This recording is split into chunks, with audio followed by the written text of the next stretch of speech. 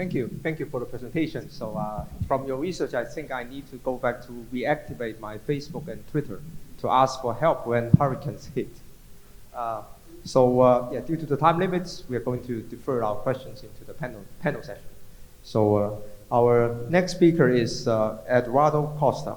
He is an international consultant and speaker on innovation with a focus on transforming cities into more humane, innovative, and sustainable places to live. He holds a PhD from Southampton University and is a professor of knowledge management at the Federal University of Santa Catarina, Brazil, where he leads the LabChis laboratory. Professor Costa also serves on the board of directors for Senior, Hoplong, and Sabia. His consulting experience includes assignments with the World Bank, the World Economic Forum, and the Inter-American Development Bank, among others. So his presentation is Smart Cities Can Be More Humane and Sustainable. Welcome. The floor is yours.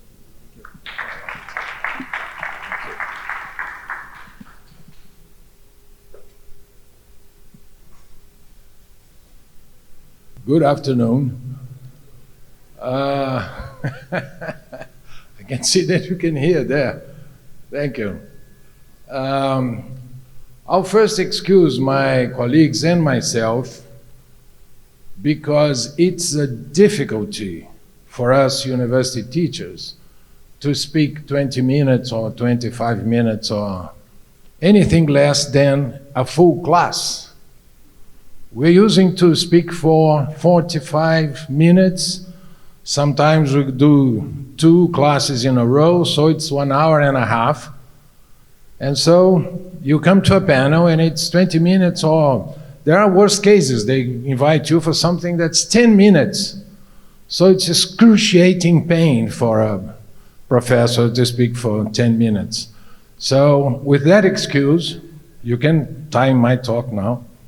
I'll start my presentation. First, thank you, Professor Salbesvar, for the invitation to come here to Florida, share a bit of experience on the subject with you all the distinguished speakers, friends, and executives from the public sector here.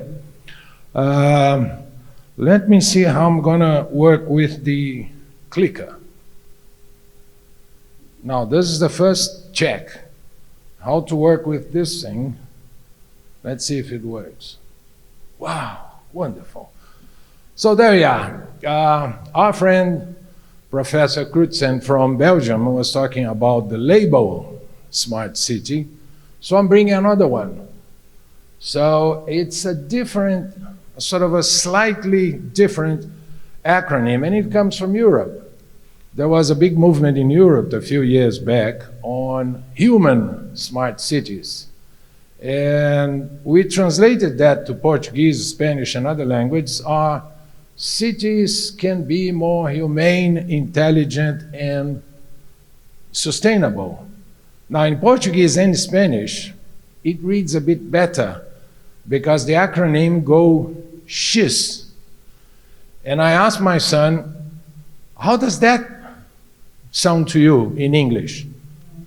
And he says, it looks like Chris and the R is missing. So I don't think it reads very well in English, but in Spanish and Portuguese, it's X, which is nicer to refer to as a label, as an acronym.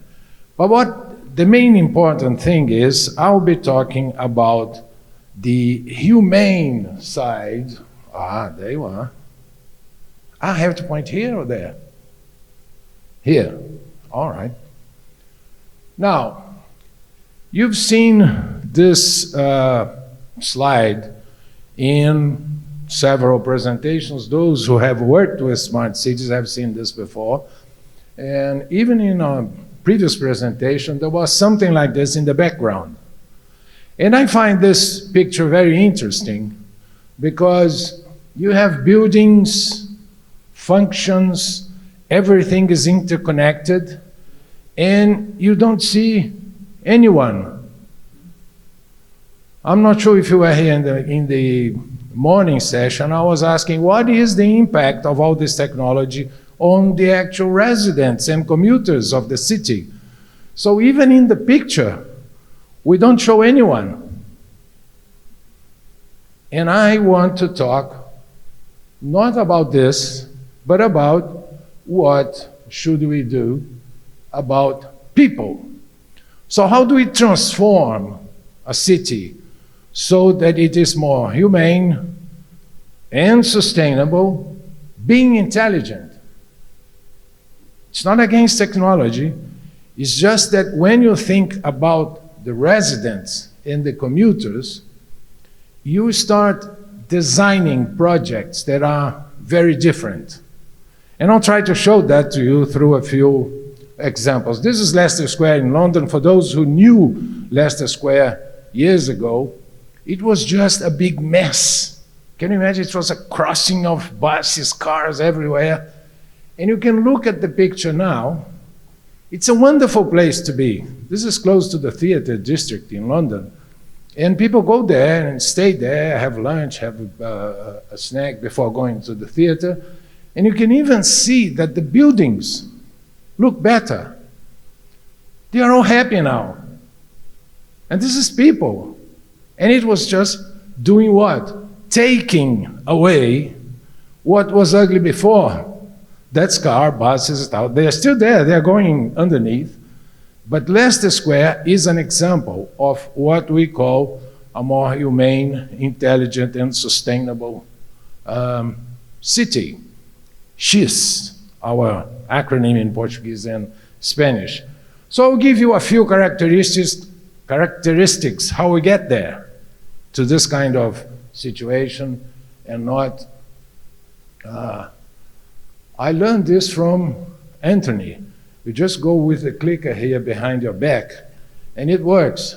So you try that front, it doesn't work. You have to go like this. It works fine. So I'm talking about this concept, more humane and intelligent and sustainable cities. First, I'll talk about characteristics. Let's try 5 of those. First one, live, work, and play in the same area. If you want to have a XIS city, try to think of live, work, and play in the same area. This started many years ago in the medieval times. Cities that were away from rivers, from any water, from the sea and from rivers, they had a well in the middle of the village, and people had to take the water for their daily needs from the well to their houses.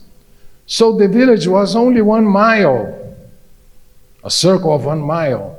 Fabio from MIT is here. He knows my friend Ken Larson at MIT, who developed this idea that the 1 mile radius is fundamental to have all the functions of a village.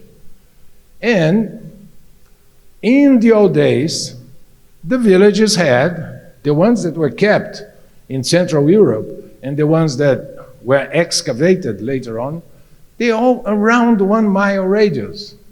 Now, years after that, centuries after the medieval times, let's say, it's here. There you are. No, sometimes it doesn't work. Now, okay, fine. So centuries before, this is Paris. My friend Billy is going to be there. That's the town you're going to be into. Paris was designed by an architect that was called Haussmann. Then Napoleon III, the emperor, decided to give him the title of a baron. So he is in the literature, he appears as Baron Haussmann. So Baron Haussmann designed, this is another feature here, 1, 2, 3, and 4. These 4 arrondissements, which means boroughs in French. Well, we have a French-speaking person here. If I do something wrong, you just correct me. So the arrondissements 1, 2, 3, and 4 were designed originally by Haussmann to show the beauty of Paris to visitors. And Napoleon III, that was the emperor at the time, it is the only example that I found in history of an emperor that was voted in. It was a republic, This guy comes in as a deputy, then he conducts a national referendum. Do you prefer the republic or the monarchy? And the voters said, we prefer monarchy. I said, all right, so I will be the emperor. He's Napoleon III, he's the voted emperor of France. And with his power and the talent of Baron Haussmann, they designed Paris exactly like 20 medieval villages. Every arrondissement in Paris is around, if you make the area there, of all these places, all these boroughs, they are around 1 mile radius. And what do you do in 1 mile radius? You live, work, and play, as in medieval times. If you do that, you don't need that many cars, because you don't have to move around. 1 mile radius is a distance that you can walk. So the difference here is that if you move to a concept of trying to solve the problem and you change the idea of a town, live, work, and play in the same area, have centralities in town, and you go to something like this. There are centralities, 1 mile radius each one, and you move from one to the other by foot. We forgot that there's sidewalks, right? In many towns, the sidewalks have been sacrificed in the altar of automobiles. But now we have to use sidewalks, bicycles, and public transport. Recently, this idea of live, work, and play in the same area has been transformed into a 15-minute city. Some of you might have read something about it, as happened in Paris included, but in Melbourne, in Australia, and several other cities in the world are applying the concept of a 15-minute city. A 15-minute city is a place where in every centrality you have direct access on foot to 30, 40 services that are of interest to you as a resident or to you as a worker. So this is the 15-minute city. This is the concept of live, work, and play in the same area. Here in Miami, there's one example of that, which is Brickell, the financial district in town. Several people there live, work, and play in Brickell. And they don't need a car. You can walk anywhere in Brickell, right? So this is a completely different concept. Number one. Number two, metrics. We saw, I posted this question in the morning. How do we measure if a city is smart or not smart? Most of the measurements relate to technology. So the cities measure how many cameras do you have downtown? And then the mayor buys another set of cameras. It's now not 1,000 cameras, they now there's 2,000 cameras. And they say, we are twice as smart. So if you use the metrics based on technology, you come to something like,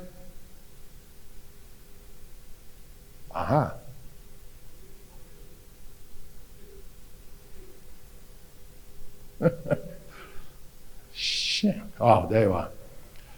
This is São Paulo, largest city in Brazil. It's a mess in terms of traffic everywhere.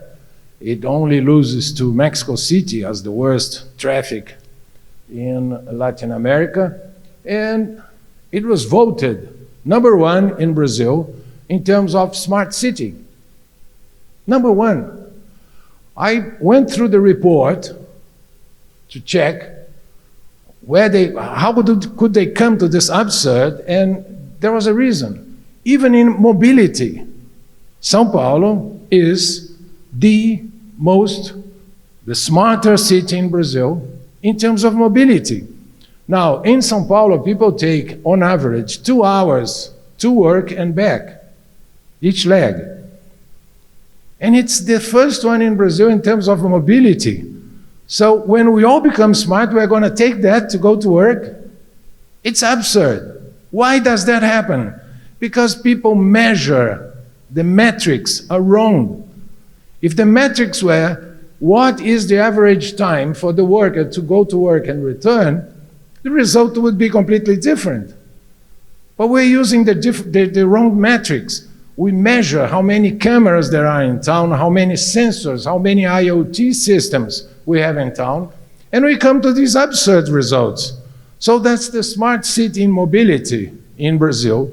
And worst, they are licensing 1,200 new cars every day. So imagine if you are there in that traffic and you listen to this information on the radio. Oh, good thing, we are now licensing 1,200 cars more to be here on the same pattern. So this is just the metrics are wrong. We have to have the right. It's there or here?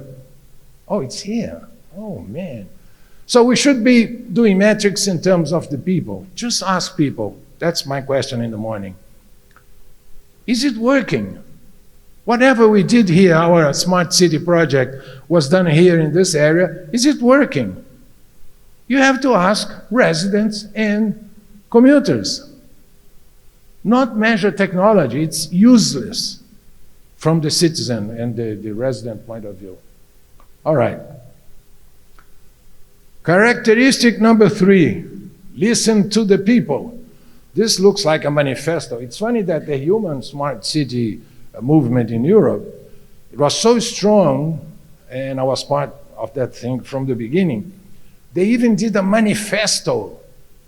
That sounds sort of left-wing, a manifesto of the Humane Smart City movement. It is listen to the people, but that's very useful. If you ask people what they want, in many instances, they know the answer to what you have to do. But the city hall and the executives do not ask people what they want. And they do things, and at the last minute, they go there just to check, is it all right? Is that the idea you had? And if they say no, that's it, because it's done, right?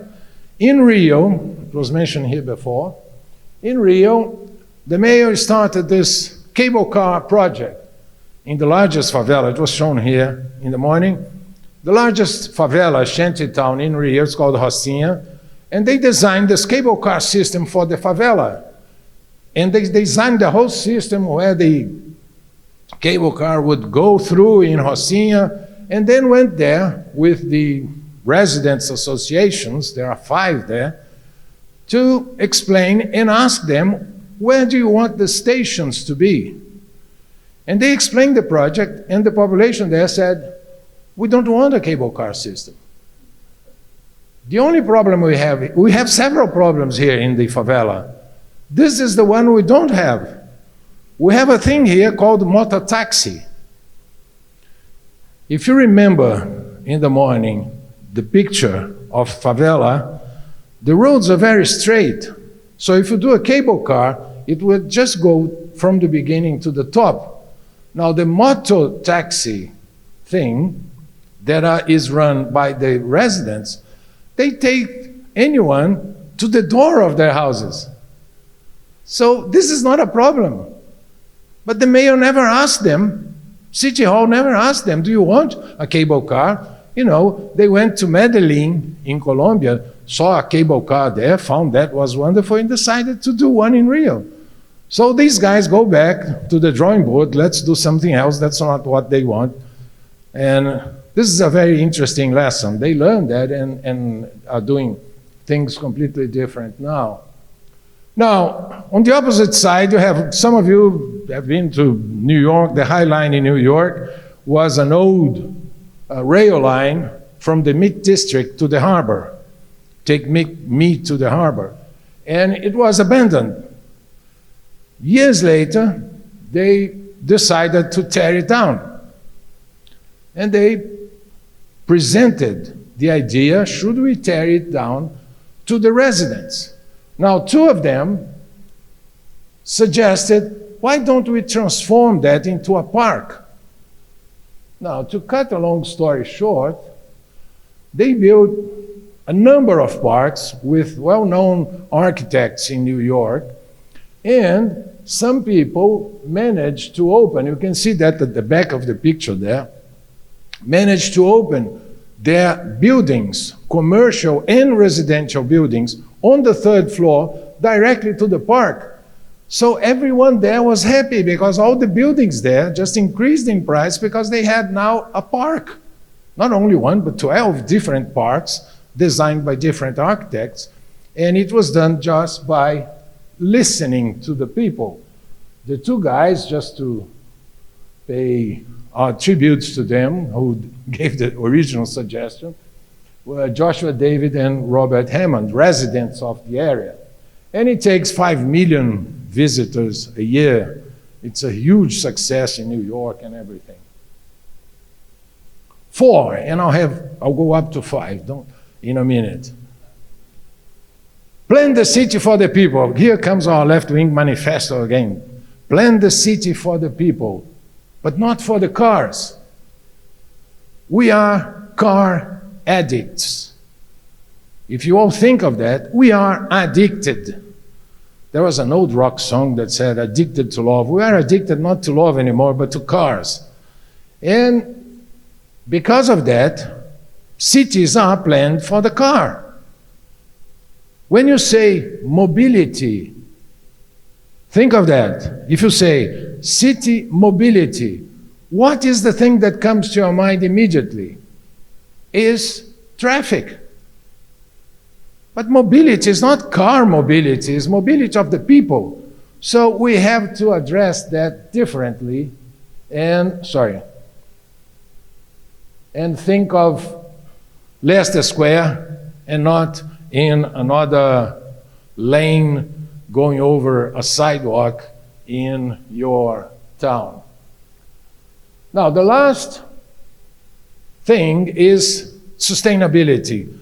Of course, we've heard a lot, we've seen all the possible disasters in town. Sustainability is a major thing, but we should stop only talking about sustainability and doing something.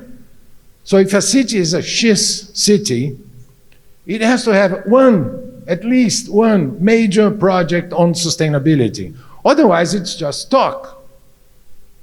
So everyone talks about sustainability. It's like a friend of ours in Boston once said she was going to stop going in line for the latest self-help book and start self-helping herself instead of reading the next book.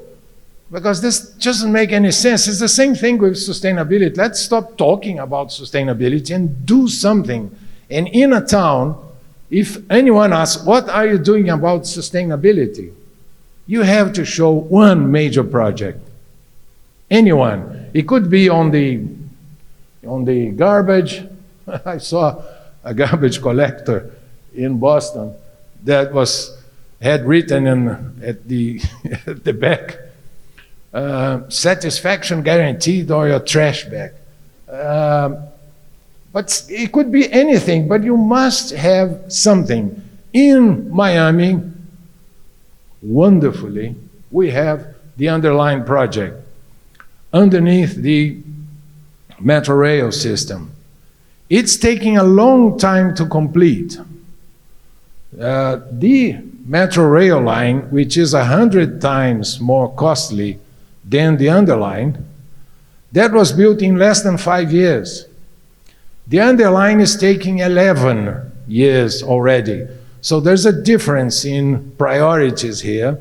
But anyway, it's a major project, and for those who haven't been there, once you pass by car on US 1, you'll see by your side this wonderful project called the Underline, which is separate lanes for bikes, pedestrians. There are parks, amusement places, parks for children. It's a wonderful place.